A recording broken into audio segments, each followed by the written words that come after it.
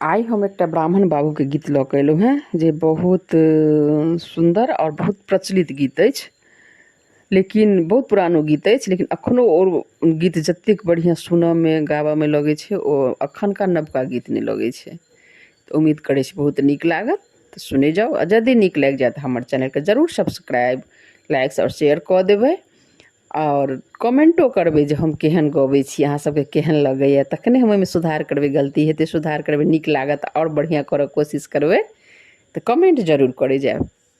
तऽ सुनू। ब्राह्मण बाबू यौ कनियो कनियो होइयौ ने सहाय। ब्राह्मण बाबू यौ कनियो कनियो होइयौ ने सहाय। पहिने मंगै छी ब्राह्मण, पहिने मंगै छी ब्राह्मण, भाय भतीजवा ब्राह्मण बाबू यौ उजरल नैहर दिया ने बसाई। ब्राह्मण बाबू यौ उजरल नैहर दिया ने बसाई। ब्राह्मण बाबू यौ कनिये कनियो होइयौ ने सहाय। तखन मंगै छी ब्राह्मण, तखन मंगै छी ब्राह्मण, सिर के सिंदूरवा ब्राह्मण बाबू यौ कुमारी पद दिया ने छोड़ाय। ब्राह्मण बाबू यौ कुमारी पद दिया ने छोड़ाय।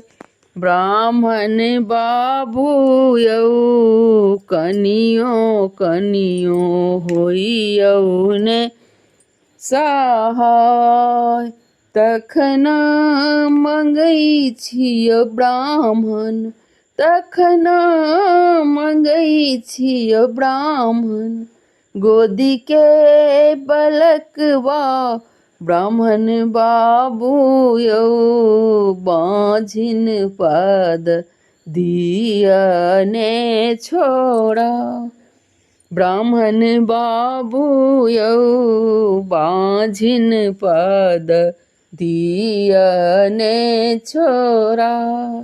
ब्राह्मण बाबू यौ कनिये कनियो होइयौ ने सहाय। ब्राह्मण बाबू यौ कनियो कनियो होइयौ ने सहाय।